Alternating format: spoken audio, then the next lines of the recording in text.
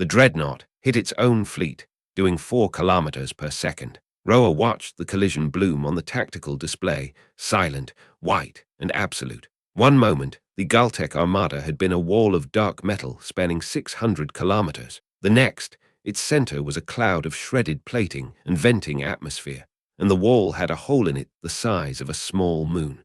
She flipped her coin, once, twice, then she set it flat on the console. "Harleys," she said. "What's our coolant reserve?" Chief Engineer Harleys looked up from the secondary display, grease on his chin, a look on his face like a man who had just watched a freight cable snap and was still working out which direction to run. "About 40%. Why?" "Because I think we're going to need it again." That was the end.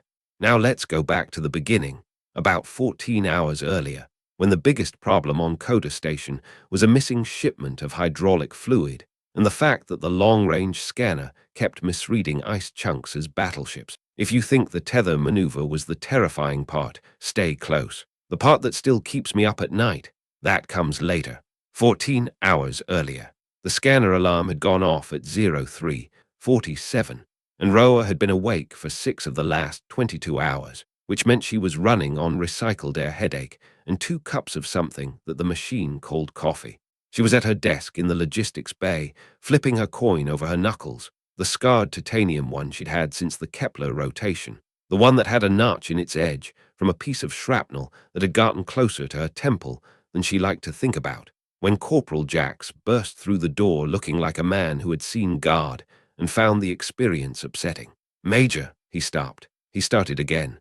"Major, the Meyerly ships they're just coming in, all of them. Every docking arm is occupied, and we've got 4 more flagging for emergency approach." Roa stopped flipping the coin. She set it on the desk beside the empty cup. "How many total?" 61 vessels, ma'am. Largest is a colony barge, maybe 900 aboard. Smallest is a single-family runner." He hesitated. "They're not filing approach protocols, Major. They're just coming fast." She stood. "Open all docking arms. Override the weight limits on arms 7 through 12. Those are rated for freight. They can handle a colony barge. Get Harleys and his team to the lower hangar for manual docking assists." She was already moving past him. "And get me a read on what's behind them." Jax's face did something complicated. "That's the other thing," he said. Coda Station was not a military installation. That is worth saying clearly, because nothing about what happened next makes sense if you don't understand what Coda Station actually was. It was a logistics hub. It hung in the outer edge of the Calypso asteroid belt like a rusted soup can on a string spinning for gravity, squeaking when the ring joints flexed, smelling of mineral dust and recycled coolant and the faint sulfur bite of overworked plasma cutters. It had been built to move freight, ore from the belt mines, food stock for the outer colonies, spare parts for ships that couldn't make it to a real repair dock. It had a crew of 412 people, of whom roughly 300 were mechanics, cargo handlers, or inventory clerks. The remaining 100 or so were the border garrison. They had 6 short-range intercept craft, a pair of rail-mounted kinetic batteries on the outer ring, and enough small arms to outfit a modest riot response team. They wore the same gray coveralls as everyone else, because the quartermaster who ordered uniforms had gotten confused between the requisition codes for combat-rated gear and standard-issue station, and by the time anyone noticed, it was cheaper to just iron rank patches onto the gray ones. This was the force that the Galtech Ravagers were about to hit, with 1,100 ships. Roa got to the command deck in time to see them arrive on the long-range feed, a dark mass sliding out of the belt's shadow, occluding stars in a line that stretched across the whole northern sensor arc. She stood there for a moment, looking at it. Jax was behind her. "Is that?" "Yes." She picked up the edge of the display and zoomed out. The mass didn't shrink. It got wider.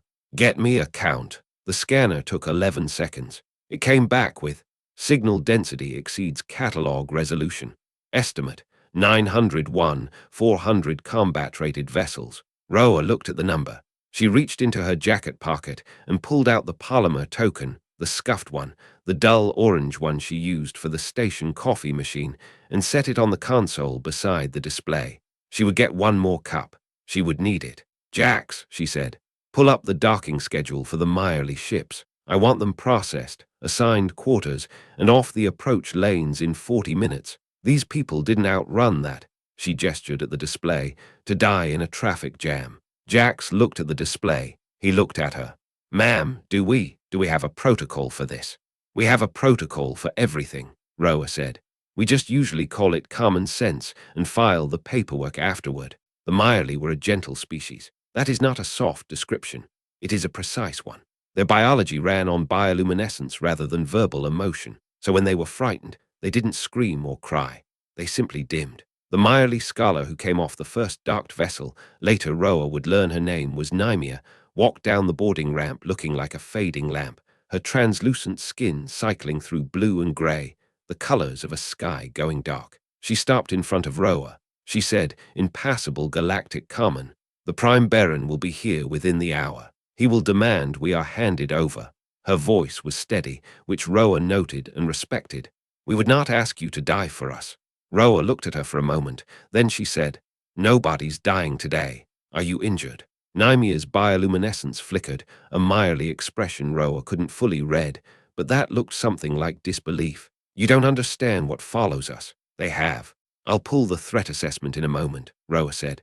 "Right now I need to know if anyone on your ships is injured, because my medical team is small, and I want them ready before I need them for anything else." She turned to Jax. "Corporal, process the Myrely vessels. Start with the colony barge." Back to Nymea. "Once your people are settled, I'd like to talk to whoever was navigating the lead ship. They threaded that approach lane very clean for an emergency run.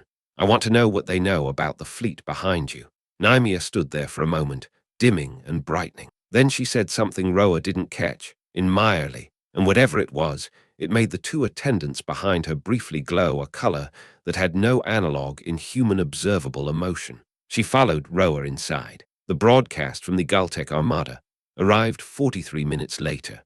The main display on the command deck filled with Prime Baron Cracks. He was enormous, obsidian-scaled, four-limbed with two additional articulated mandibles that extended from his jawline, wearing, across his chest plate, what appeared to be the melted and flattened remains of 5 separate suits of alien armor. His helmet was thick enough to absorb a railgun round, and still gave him the forward visibility of a man looking through a mail slot. He spoke in Galactic Common, which meant he'd had a translator running, which meant he'd planned this broadcast in advance. "Logistical outpost. I am Prime Baron Cracks of the Galtec Ravagers. You are harboring refugees of legally designated Galtec territory. You will surrender the Myrely vessels, open your external docking bays for Galtec administrative boarding, and stand down any defensive systems within the next 30 minutes. Failure to comply will result in the total kinetic reduction of your station and all organisms within it." He paused. He was clearly a being who valued pauses.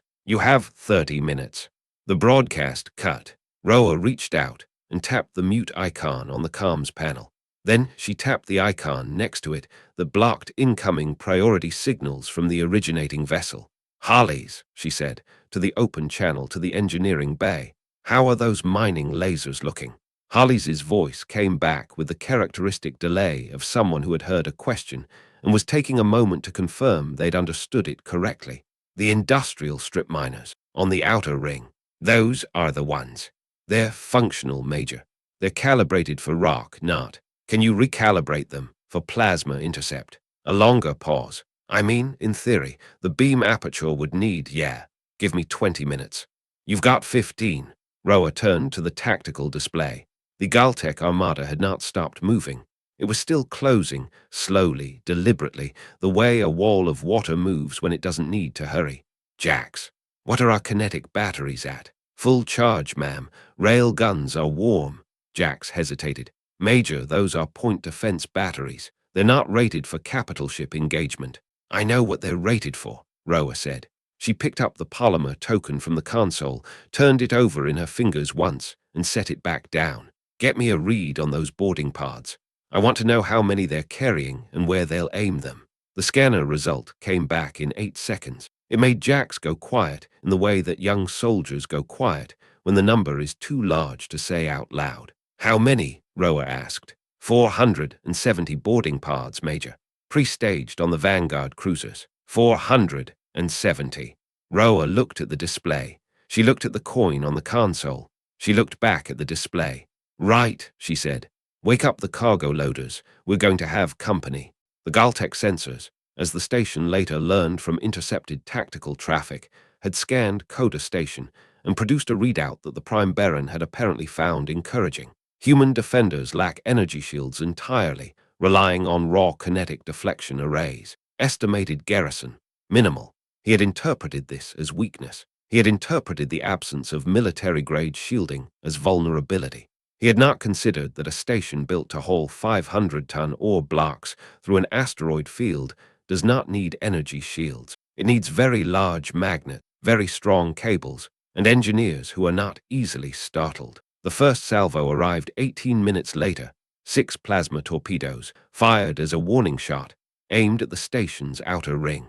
They never got there. The mining lasers on the outer ring had been recalibrated by Hollies in 16 minutes, which was 1 minute over the deadline Roa had given him, and she made a note of it in the maintenance log. The torpedoes hit the retargeted beams at 300 kilometers out and bloomed into brief orange stars against the dark of the belt. On the command deck, Jax let out a breath that sounded like a prayer. Roa did not let out anything.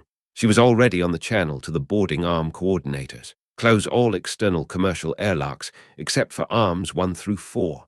Reinforce the seals on everything else with emergency bulkhead clamps. She paused. And tell the cargo team on level 3 that their magnetic crane is being temporarily reassigned. The boarding pods launched at the 53-minute mark. Roa watched them on the tactical display, 470 small signatures, detaching from the Vanguard cruisers in a practiced wave, fanning out across the approach vector like seeds thrown into wind. Each one was a pressurized metal cylinder about the size of a cargo container, packed with Galtec assault troops and designed to punch through commercial-grade airlock seals on contact. Commercial-grade. That word had appeared in the Galtec threat assessment, and Roa suspected it was the reason the Prime Baron had committed so many pods to the first wave. Commercial airlocks were soft targets. Everyone knew that.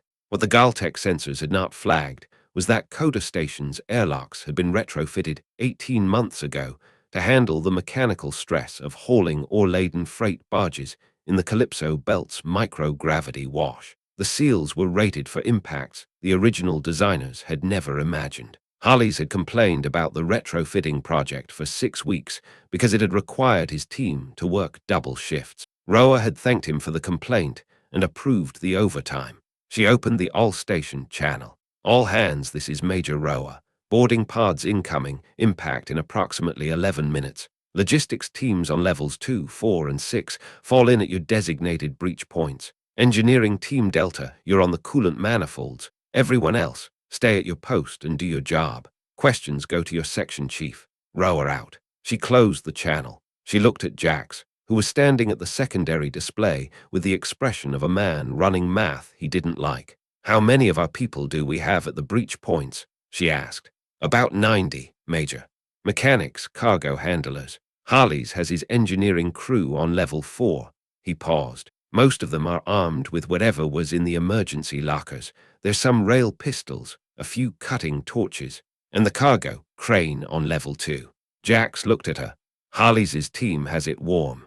"Good." She picked up the polymer token from the console, turned it once in her fingers, and slid it into her jacket pocket. "Come on." The first pod hit airlock 4 at the 59-minute mark. The sound it made was not an explosion. It was more like a very large fist hitting a very large door, a single deep clang that rang through the station's hull and then faded into the background hum of the ring joints. The airlock seal held. The second pod hit 30 seconds later, in exactly the same spot, and this time the seal buckled inward 2 centimeters, which was enough to trigger the pressure alarm, but not enough to breach. The third pod punched through. Roa was on level 2, 40 meters from the airlock when the seal gave. She heard the rush of pressure equalization, a sharp hiss, then silence, and then the sound of Galtec boots on the deck plates. Heavy, rhythmic, confident. The cargo crane operator on level 2 was a woman named Sira, who had been working freight logistics on Coda Station for 11 years. She was not a soldier. She had never been in a fight that wasn't a docking dispute with a belligerent ore hauler. She had 2 kids on the Meyerly colony barge that was currently docked at Arms 7, and she knew it, and Roa suspected that was the reason she didn't hesitate. The magnetic crane swung. It covered 40 meters of corridor in just under 2 seconds. The leading Galtec assault unit, 6 armored figures, obsidian-scaled, weapons raised, had 3/4 of a second to register what was happening before the crane's collection arm hit them at the outer wall with a force calibrated for 500-ton ore blocks. The corridor went quiet. Jax, behind Roa, said nothing for a moment. Then he said quietly, "That's one airlock. 469 to go," Roa said. "Move." They didn't hold every airlock. That had never been the plan. The Galtec pushed through at 7 points along the station's outer ring, and at each point, Holly's teams fell back, not in panic, but in the deliberate, measured retreat of people who know exactly which ground is worth dying for and which ground is just a corridor. They pulled back to the pre-designated choke point, the narrow maintenance passages between the cargo bays, the low-ceiling service tunnels where a 2-meter Galtec warrior had to duck and couldn't swing a weapon at full extension. The Galtec had trained for combat in open corridors. They had trained for boarding actions against military vessels with wide passages and standard-gauge doors. Coda stations, maintenance passages, were 62 centimeters wide. This was because the ore transfer pipes that ran alongside them were 62 centimeters in diameter, and nobody had ever seen a reason to make the passages any wider than the pipes required. Hollis had seen the reason about 40 minutes ago when Roa had described the plan to him over the open channel, and he had laughed for 3 seconds before going quiet and saying, "Yeah, okay. Yeah, that works." In the service tunnels, the Galtec assault units could move in single file, with human mechanics at the far end using heavy-duty industrial rivet guns, the kind rated for joining 2-centimeter steel plates under pressure to systematically work through the narrow kill zone. A rivet gun is not a weapon. It fires a hardened steel pin at high velocity and then crimps it mechanically. It is designed for steel. It works on other things too, at close range, if the person holding it has decided that today is the day they are done being reasonable. The Galtec armor was rated against plasma and energy discharge, against kinetic penetrators at close range, small, fast, and precisely aimed. It performed considerably worse. On the command deck, a junior signals tech named Orin was monitoring the Galtec tactical frequency. He had broken the encryption 20 minutes into the siege using a decryption algorithm that had originally been written for processing mining survey data. Because the survey algorithm was already on the station's mainframe and the Galtec encryption standard, it turned out, was not as advanced as the Prime Baron believed. Orin flagged Roa on the internal channel. "Major, I've got their tactical traffic. They're requesting an analysis of our defensive formation." Roa was in the service tunnel on level 4, helping a mechanic drag a coolant pipe into a blocking position. "What are they saying?" "Their scouts are reporting back that the choke points are," he paused, and she could hear him working through the translation. "They're calling it topographically hostile, and their Vanguard commander is asking for clarification on whether the humans are using an intentional defensive doctrine or just happen to have built the station this way." Roa considered this. "What's the answer?" "Both, I think," Orin said. "Tell no one." She went back to the coolant pipe. Prime Baron Krax committed his heavy frigates at the 90-minute mark. 30 vessels, each one roughly 4 times the mass of Coda Station, moved from the outer formation into close-quarters bombardment range. On the tactical display, it looked like a hand reaching down. The frigates arranged themselves in a loose hemisphere around the station's upper ring, and Roa, watching from the command deck, understood immediately what they were doing. They were going to hammer the outer ring from above until the superstructure cracked. The boarding action had been a test. This was the real blow. She opened the channel to engineering. "Harley's coolant status, 60% reserve, maybe 40 after what the mining laser recalibration pulled." His voice was slightly out of breath. She heard impact sounds in the background, distant, rhythmic. The frigate bombardment hadn't started yet, but the remaining boarding troops were still pushing against the choke points. "What are you thinking?" "The frigates are running active thermal and optical targeting, standard military grade." A pause. "You want to blind them." "I want to blind them," Roa said. Another pause. Longer. Major, if I vent the excess coolant directly into their flight path, I lose the reserve. We'll have no thermal management for the outer ring for maybe 6 hours. How hot does it get in 6 hours? Uncomfortable, not dangerous. He paused again. Probably. Good enough, she said.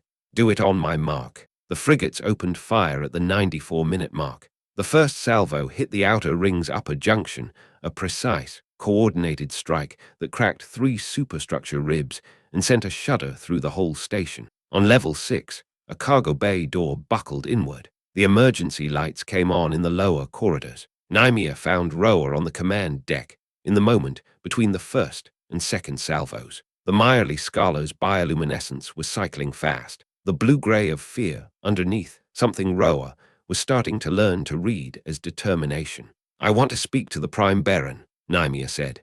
No, Roa said. If I offer myself as... No, Roa said it the same way the second time, same tone, same weight, same complete absence of negotiation. You didn't run 61 ships through that belt so you could hand yourself over on a station doorstep. Sit down. Nymea did not sit down, but she stopped moving toward the comms panel. Her bioluminescence settled into something between gray and a color that Roa couldn't name. They will destroy you, Nymea said. They'll try, Roa said. Mark Harley's. The coolant vented from the outer ring's excess manifolds in a pressurized burst, not a mist, but a sustained cloud of superchilled gas and particulate that expanded across the frigate's flight path in roughly 4 seconds. At the temperature differential between the station's industrial coolant and the surrounding vacuum, the cloud was immediately opaque to thermal imaging. The particulate content, mineral dust from 18 months of ore hauling operations, scattered active sensor pulses back in every direction. From the inside, watching the frigate's signatures on the display, it looked like someone had dropped a curtain. The second salvo from the frigates went wide by 60 meters. The third went wider. Orin's voice came over the channel, slightly disbelieving. Major, their tactical channel just went. They're asking each other where the station went. A sound came from the command deck that might, in a more relaxed situation, have been laughter. It was brief and immediately professional again. Good, Roa said. Now tell me what they're doing with their boarding units. Orin was quiet for a moment, working through the intercepted traffic. Then, they're pulling them back. The Vanguard commander is requesting permission to redeploy to, he stopped. Major, they want to know if we have an elite tactical unit directing the defense. They're saying the choke point doctrine is, the translation is rough, but it's something like consistent with special operations planning. Roa looked at the display. The frigate formation was drifting blind, trying to reacquire targeting. She said, tell Hollies to get his team some water. They've been at it for 2 hours. Orin waited to see if there was more. There wasn't. Yes, ma'am. The moment of quiet that followed lasted 4 minutes and 30 seconds, which was enough time for Jax to locate a functioning beverage dispenser on level 3 and bring back 6 cups of something warm and brown that was technically coffee by no standard that mattered. He handed one to Roa. She drank it without looking at it. On the display, the frigate formation was reforming, slowly, feeling its way back to targeting range like a hand searching in darkness. The boarding action had been beaten back to the outer airlocks. The hull breach on level 6 was contained. The station's structural ribs were cracked but not compromised. Roa set the empty cup down and looked at the tactical display for a long moment. The Galactic had committed their boarding units. They had committed their heavy frigates. They had lost both engagements and hadn't landed a decisive blow. She watched the formation reforming and understood, with the quiet clarity of someone who has been doing math in their head for 2 hours, what was coming next. When a commander of Krax's type ran out of tools, they stopped being a tactician and became something simpler, something angrier. Jax, she said, get me a structural analysis of the Calypso belt within 200 kilometers. Jax looked up. The asteroid field, why would we need? He stopped. He looked at the display. He looked at her. Oh, the asteroid field, Roa confirmed. Specifically the ones with high silicate content and a mass between 10 and 50 tons. Those are the ones that fragment cleanly. She picked up the display stylus and began marking positions on the overlay. And find me whoever on this station knows the most about precision detonation sequencing. Jax was already moving. That be Chief Harley's, ma'am. Of course it would, Roa said. Get him up here. She was still marking asteroid positions on the display when the Galtech tactical channel, monitored by Orin, suddenly went very quiet, and then filled with a single order from Prime Baron Krax, delivered in a tone that needed no translation. Whatever it was, it made Orin go pale. Major, he said, you need to hear this. Whatever it was, it made Orin go pale. Major, he said, you need to hear this. The tactical channel came through in full. Prime Baron Krax's voice, no longer measured and theatrical, but sharp with something that cut through every language barrier. It was the voice of a predator who had been struck and was now burning away every remaining calculation in favor of pure, committed rage. All remaining capital ships, Krax ordered. Full fleet ramming maneuver. Close to point blank and strike the station with every thruster at maximum capacity. If we cannot break it with precision, we break it with mass. If it breaks, the refugees break with it. Do not target selectively. Do not coordinate. Just ram it until it ceases to be. The channel went quiet, not because the order had ended, but because somewhere in the Galtech formation, 417 combat-rated vessels were simultaneously receiving an order that meant one thing. The Prime Baron no longer believed they could win. He now believed they could only die expensively. Jax looked at Roa. His hands had gone very still on the secondary console. 14 minutes until they're in ramming range, the automated system said, because the automated system did not care that the universe had just contracted into something much smaller and colder. Closing velocity, 4 kilometers per second. Impact will initiate primary structural failure cascade. Roa did not move. She was still marking asteroid positions on the tactical overlay, her stylus moving in careful, deliberate lines, marking 10 to 50-ton masses of silicate rock, marking places where precision detonation would fragment them cleanly. She set the stylus down. Jax, she said, how long until Harley's and his team can reach the detonation sequencing terminal? They're on level 4, Jax said. His voice was steady, which meant he had made the decision to follow her into whatever this was. 2 minutes, maybe. But major, precision detonation in an asteroid field, the timing would have to be exact, Roa said. Yes, she opened the all-station broadcast. All hands, this is Major Roa. We are about to attempt something that violates several laws of physics and most recommendations from aerospace engineering boards. However, I am now open to violations of physics because the alternative is unacceptable. In 30 seconds, engineering teams will execute a full system power reallocation. You will feel the lights dim. This is intentional. Do not panic. If the station suddenly accelerates or changes trajectory, you are not hallucinating. We are being hauled sideways by something that was never designed to haul anything sideways. Hold on to something bolted down. If the station breaks apart, we will know we made an error. If it does not, we will buy ourselves 12 minutes of time that we did not have 5 seconds ago. Row her out. She closed the channel. Harley's, she said on the engineering frequency, her voice unchanged from the broadcast tone. Bring the gravity tether array online. Full capacity. All 12 cables. I need them firing at maximum draw. There was a pause. The kind of pause that comes when someone is working through exactly what they've just been asked to do. Major, Harley said slowly, the tether array hasn't been run at full capacity in 14 years. The superconductors they're ancient. They were rated for hauling comets in the Kepler era. The power draw alone will overload. Harley's, Roa said, and her voice was the same as when she'd ordered the coolant vented, absolute, certain, offering no space for negotiation. I need them firing. Now, tell me when they're live. She reached into her jacket pocket. Her hand closed around the scarred titanium coin, the one she'd been flipping since this had begun, the one she'd left on the desk when the alarm went off, the one she'd touched in moments when the math was hard and the answers were harder. She pulled it out. She held it flat in her palm. Harley's voice came back, slightly out of breath, coming online in 5 seconds. This is Major. This is going to either work or destroy the station. There's no middle outcome here. 4 seconds, Roa said. 3, Harley said. 2. The station shuddered. It was not a gentle shudder.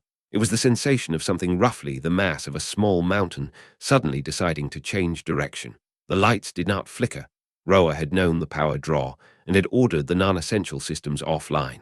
But the structure groaned, a deep metallic complaint that traveled through the deck plates and up into the bones of everyone standing. From the lower levels, Roa heard the sound of unsecured cargo sliding across deck plates. On the tactical display, the numbers changed. The Galactic formation, which had been arranged in a tight, accelerating cluster centered on the Prime Baron's dreadnought, suddenly faced a complication. Coda Station was no longer where it had been. The station had been grabbed by 12 cables the thickness of cargo containers, woven through channels reinforced for hauling asteroid blocks, and it had been yanked sideways with a force that nothing in the Galtec approach vector had anticipated. The closing velocity changed. The impact window shifted.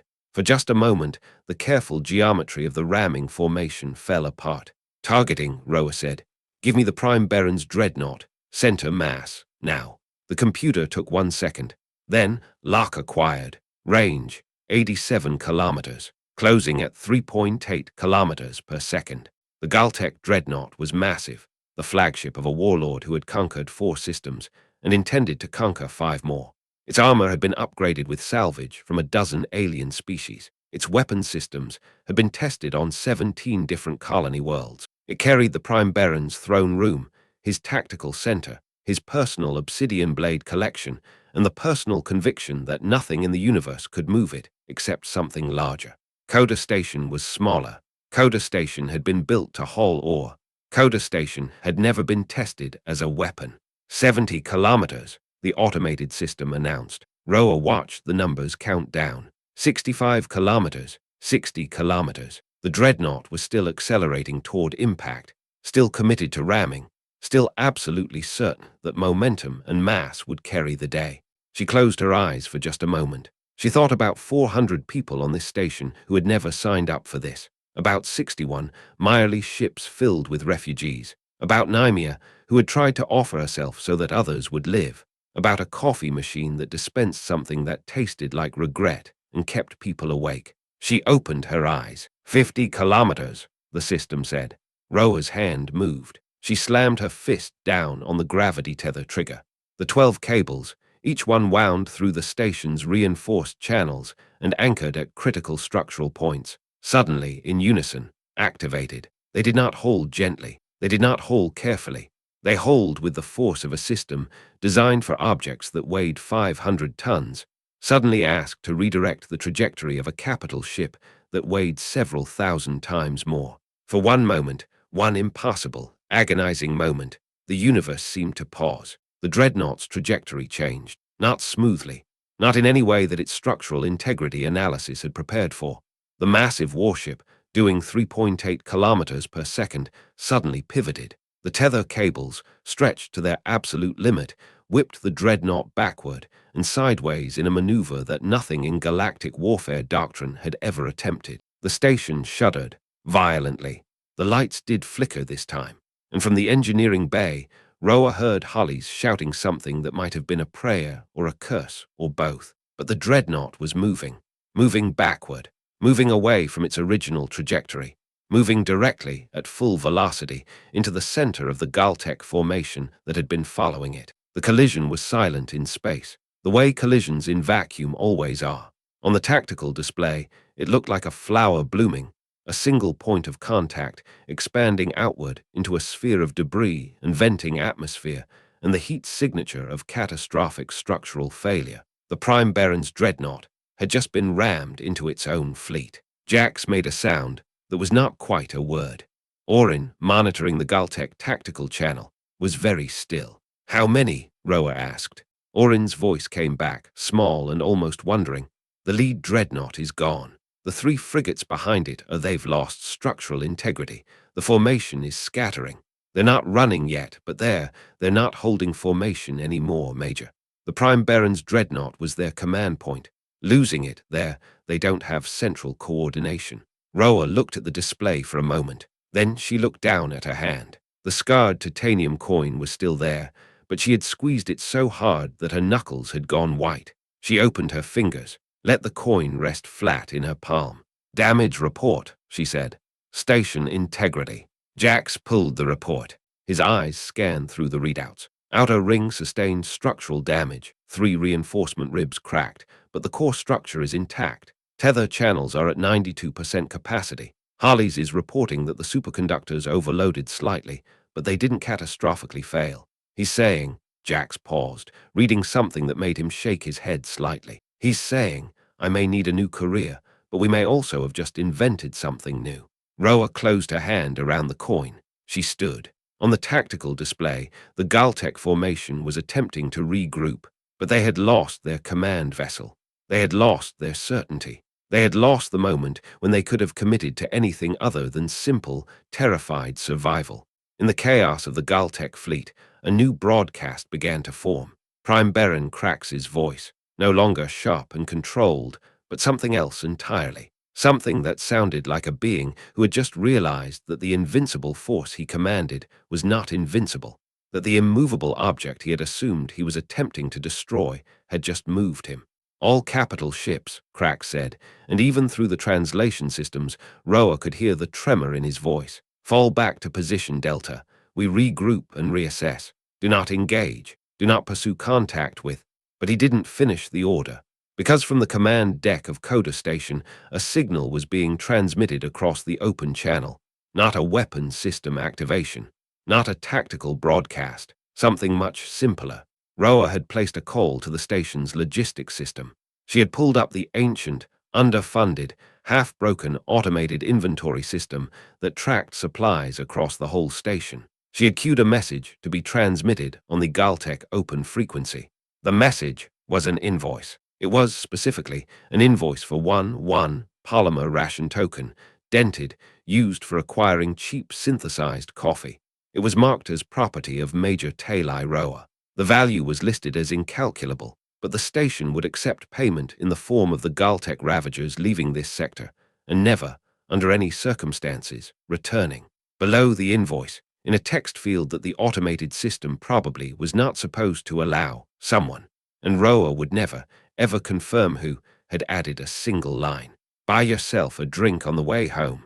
The adults are busy. The invoice transmitted across the open channel just as the Galtech tactical frequency filled with new voices, officers reporting in, attempting to establish chain of command, trying to understand what had just happened, and why the station that was supposed to be simple prey had just casually dismantled their command structure.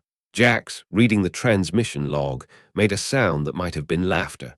He covered it with a cough, but Roa was looking at something else. On the display, the Galtech formation had broken completely.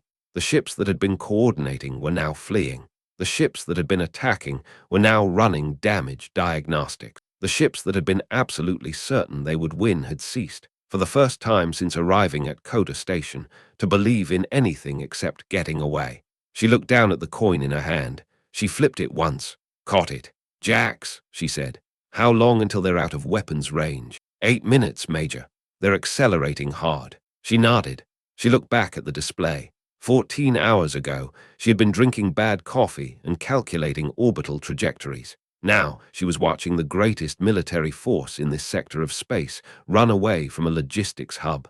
Tell Harley's to stand down the tether array, she said, and get someone to check on the Meyerly ships. I want to know if anyone over there is still alive to tell this story. Because that, Roa knew, was the part that mattered now. Not the battle, not the victory, not the impossible maneuver that had just rewritten what was possible in space combat. It was the story, and the story was this. The Galtech Ravagers, who had conquered 4 systems and intended to conquer 5 more, had been utterly humiliated by a station full of mechanics and cargo loaders and quartermaster staff who had never, in their lives, been asked to do anything except move freight and keep inventory. And somewhere, in the halls of the Galactic Council, intercepted footage of this battle would begin to circulate, not the heroic footage of the Galtech attack. The other footage, the footage that showed, in every tactical transmission the Galtech had made, that the people coordinating the defense were arguing about inventory spreadsheets between maneuvers, that the Prime Baron's final, panicked retreat had been triggered by receiving an invoice, that when the Galtech had demanded to see the human military forces that were opposing them, the Galtech had instead been told, matter-of-factly, that they were looking at the supply garrison, and the Galactic Council, which had been watching to see if the newest human-claimed territory would fall, which had been prepared to scavenge whatever remained, which had been absolutely certain that the Galtech represented the new order of the galaxy, would begin to ask themselves a question. If this is what the supply garrison could do, what could the humans possibly keep in reserve? And the Galactic Council, which had been watching to see if the newest human-claimed territory would fall, which had been prepared to scavenge whatever remains, which had been absolutely certain that the Galtech represented the new order of the galaxy, would begin to ask themselves a question. If this is what the supply garrison could do, what could the humans possibly keep in reserve? The question hung in the council chambers like a virus. It spread through encrypted channels. It appeared in threat assessments. It woke admirals at 3 in the morning. And it was still spreading when the final distress beacon from the Galtech fleet was intercepted. Not a call for help, but a single, repeated audio transmission from Prime Baron Krax himself. He was not giving orders anymore. He was warning the galaxy. His voice had been stripped of its earlier confidence, burned down to something raw and terrified. The humans, he said over and over, the humans are not what we thought. They took a logistics station, a cargo hub, and turned it into a weapon. They took quartermaster staff and rivet guns and turned them into an army. We brought 1,100 ships. We brought the finest warriors in 3 systems. We came to break them, and instead they broke us with spare parts and industrial equipment. If you encounter them again, do not engage. Do not negotiate. Understand that everything you think you know about warfare is wrong. I am Prime Baron Krax, and I am telling you, do not go to their worlds.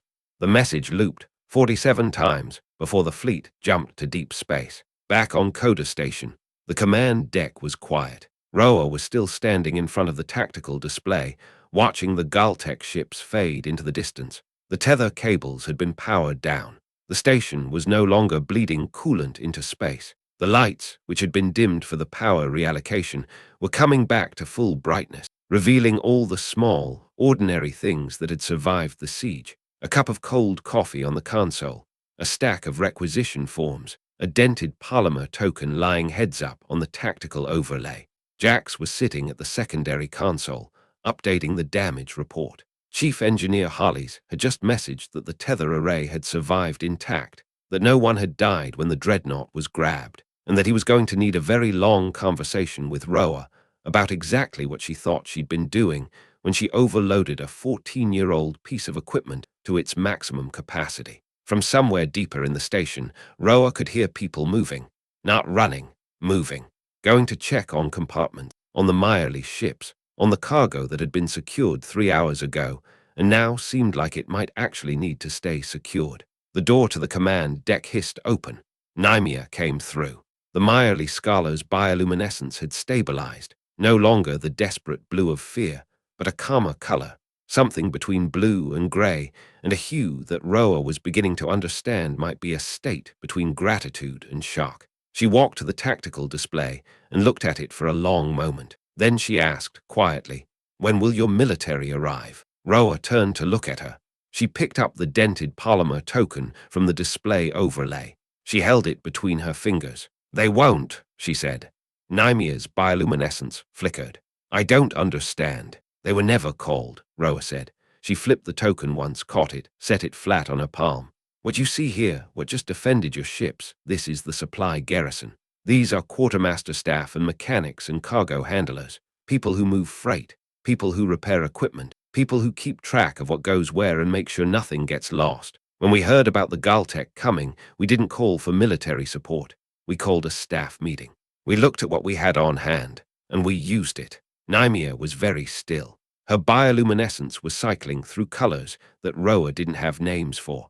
"The humans have a military?" she asked. "Yes," Roa said. "And they didn't send them." "No," Roa said. "We didn't need them. This was logistical." She set the token down on the console. "You showed up needing sanctuary. We had the facilities. The Galtech tried to take that from us. We denied them. That's all." She said it the way she said everything. Simple, factual, offering no more explanation than the basic facts allowed. As if dismantling an 1,100-ship armada with gravity tethers and mining equipment was just another supply chain problem that required a practical solution. Nymea looked at the token. Then she looked back at Roa. "You told me," Nymea said slowly, "that nobody was going to die today." "No one did," Roa said. Harley's team lost 3 people to the structural shear when I overloaded the tether array. All 3 are still alive. 2 of them are in medical. 1 is apparently on level 2, explaining to everyone exactly what I should have done differently before attempting something so monumentally stupid. I'm expecting a formal complaint, and I've already approved the overtime for his lecture series. It was the closest thing to humor that Roa had allowed herself in the last 14 hours. It was not much. It was not warm, but it was honest. Naimia's bioluminescence brightened. She turned and left without another word. But when she reached the door, she paused, and her light burned briefly in what Roa would later learn was the Meyerly expression for something like profound respect, mixed with the kind of fear you feel when you realize you've been standing next to a bomb the whole time and never knew it. The council chambers of the Galactic Assembly sat in the neutral zone between 3 of the major power blocks. 34 inhabited species maintained representation there, in a building carved from artificial stone and designed to make every species feel equally uncomfortable. The Vrex delegation sat in water-filled seating pods. The Thylan representatives occupied chambers that were kept at a temperature that made most carbon-based life forms slightly nauseous. The humans, who had only recently claimed a permanent seat, had requested a room with good coffee and a chair that actually supported a normal spinal column. They had gotten the coffee and 2 chairs. The humans considered this a win. The emergency council session had been called at 300 hours, which was the middle of the night for most of the delegates, but the footage was compelling. The Galtech tactical transmissions were unambiguous. The Prime Baron's final warning was so stark that even the species who had been betting against humanity began to reconsider. The human delegate, a man named Chen, who had the bearing of someone who had spent 30 years in diplomatic service and another 30 learning not to say what he actually thought about most other species, stood and played the final piece of footage. It was from the Galtech's own recording systems. It showed Coda Station's command deck, captured through a hacked sensor feed. It showed Major Talai Roa, standing in front of a tactical display, calmly calculating asteroid trajectories while defending a station full of refugees with nothing but cargo equipment and industrial tools. It showed her in the moment when she overloaded the gravity tethers, when the dreadnought was caught in the field and pulled backward. It showed her face in that moment, not triumphant, not afraid, but simply focused, the expression of someone solving a problem. The council was very quiet. The Prime Baron's assessment, Chen said, was that this force consisted of supply and logistics personnel. The station commander is a quartermaster. Her chief engineer supervises freight hauling. Her tactical officers are inventory clerks. This is not their military. This is the people who keep their supply lines functional. A delegate from the Thylan hierarchy spoke up. The Prime Baron commanded 1,100 vessels. He brought the Galtech Ravagers at full strength, and he was defeated by support staff. Yes, Chen said. How? Asked the Vrex delegate, translated through the species' uncomfortable gurgling vocalizations. Chen smiled. It was not a warm smile. It was the smile of someone who had been told to make a point and had decided to make it very thoroughly. With absolute competence in their chosen field, he said. With tools designed for logistics repurposed as weapons, with a refusal to lose, and with the understanding that the Galtech had made a tactical error in assuming that humans differentiate between military and civilian the way you do. A human quartermaster is not a support function. A human mechanic is not an auxiliary role. A human cargo handler is not someone to be ignored in a military calculation. We are a species that has decided that excellence is not optional at any level. He paused. He let the silence stretch. The Galtech believed they were fighting an army. They were fighting logistics. The outcome should have been obvious to anyone who understood human history. The council chamber remained silent for 7 seconds. Then the Thylan delegate made a sound that might have been either horror or respect or both. The human delegate sat down. He picked up his coffee. It was cold now, but he drank it anyway because that was the kind of man he was. 3 days later, Coda Station was still being repaired. The outer ring's superstructure ribs had been cracked by the ramming maneuver. The tether channels had been burned where the cables had overheated. The boarding breach at Airlock 4 was still being sealed, but the station was functional. The Meyerly ships had been unloaded. The refugees were being settled into quarters that had never been designed for long-term habitation, but would work. The cargo that had been left unprocessed in the initial chaos was being sorted by hand, because the automated systems could handle moving freight, but not the judgment calls that came with deciding what mattered most to a species that had lost everything. Roa was in the cargo bay on level 3, checking the manifest against the physical inventory, when Hollis found her.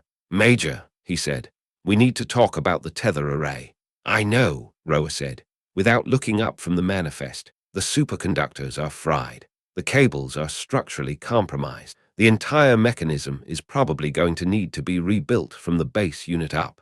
This is going to cost more than the annual operating budget for this station." "I know," Roa said. "So what do you want to do?" Roa set the manifest down. She reached into her jacket pocket and pulled out the scarred titanium coin. She held it up between them. "This coin has been on every major project I've been part of for the last 20 years, she said. "It has a notch in it from a piece of shrapnel that got closer to my temple than I wanted. It has existed through exactly 43 major equipment failures, 17 command decisions that could have gone either way, and one situation where I had to choose between losing the station or violating 12 different safety protocols." She flipped the coin, caught it, closed her hand around it. "Every time I've had to make a decision that mattered, I've flipped this coin. Not because I needed random chance, because I needed a moment to think. And every time, after the coin landed, I already knew what the answer was." She opened her hand. The coin lay heads up in her palm. "I'm going to submit a report to command that says the tether array failed due to equipment age, and that we need to request a replacement unit. That report is going to be denied, because military budgets don't allocate resources for station maintenance. So instead, we're going to spend the next 3 years requisitioning tether components through the standard supply chain, and we're going to rebuild the array piece by piece until it's as good as new. It's going to cost less that way, and we'll have the station functional the whole time." She pocketed the coin. "That's the answer I had when I overloaded the tether array in the first place. That's the answer I'm going to stick with, because unlike some things, that one's not a gamble. It's just logistic." Hollis looked at her for a moment.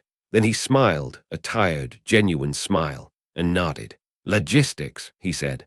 "Right, I'll start pulling the requisition codes." That evening, Roa was back on the command deck, running the final diagnostics on the tactical systems. The long-range scanners were functioning. The kinetic batteries had been recalibrated. The automated distress beacon was quiet, no longer shouting warnings to stay clear, just passively broadcasting the station's existence to anyone who happened to be listening. The station was returning to normal, which, for Coda Station, meant returning to being a logistics hub that processed freight, maintained inventory, and existed in the quiet certainty that the work it did mattered, even if no one particularly noticed it. Jax came up behind her with a cup of something that smelled like coffee. She accepted it without looking. "The Meyerly elder asked if you'd like to meet with them," Jax said. "They want to formally thank you. There's going to be a small ceremony on the docking level." "Tell them I'll be there," Roa said. She was still looking at the tactical display. The space where the Galactic armada had been was empty now. The Calypso asteroid belt spun in its eternal, silent orbit. The refugee ships hung in their docking bays like birds that had finally found a place to rest. Roa reached into her jacket pocket one more time. She pulled out the dented polymer ration token. She turned it over in her fingers, the same way she had done with the coin, hundreds of times, in moments when the calculations were hard and the answers were harder. She set it on the console, beside the tactical display. "You know," Jack said, "that token cost maybe 2 credits, and you somehow made it matter enough that Prime Baron Krax is still having nightmares about it." "It never mattered because of what it was," Roa said. "It mattered because of what it represented." "Which was?" "That we were still here," Roa said. "That we weren't broken. That we could take something ordinary and make it mean something impossible. That the work matters, even the small work, even the work that no one notices. Especially that." She picked up the token and held it toward the light. In the reflection, you could see the scuff marks from 14 hours of being flipped over knuckles. You could see the dents from every time Roa had set it down hard on a console while thinking. You could see the wear from 14 years of being used as a coffee token in a machine that dispensed terrible coffee to people who were too busy to care. The Galtech came here thinking they would find an army. Roa said. Instead, they found people who understand that the only difference between a weapon and a tool is intention. The only difference between a soldier and a mechanic is the stakes of the moment. She set the token back down on the console. We're not special, she said. We're just competent, and that's enough. From somewhere in the station, the coffee machine hummed. It dispensed a cup with its usual mechanical precision. It was terrible coffee. It always had been, it always would be. But Coda Station had survived. The Meyerly were safe. And in the halls of the Galactic Council, admirals were rewriting military doctrine based on the understanding that humans had somehow found a way to make ordinary competence into something that could shatter fleets. The dented polymer token sat on the console, heads up, reflecting the glow of the tactical display. And in the empty space where an armada had been, there was only silence.